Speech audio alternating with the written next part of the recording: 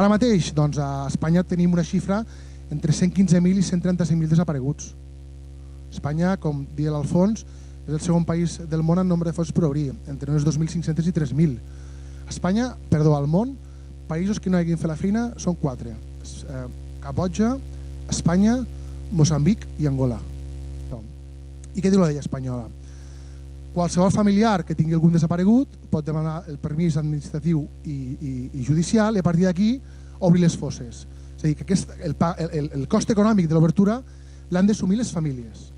Què ha passat a nivell espanyol? Doncs el que ha obert fosses han estat les entitats de memòria. Bàsicament la que ha obert fosses és l'Associació per a la Recuperació de Memòria Espanyola, liderada per l'Emilio Silva, i amb el qual tenim un arqueòleg català que és el René Pacheco, que és qui està obrint les fosses.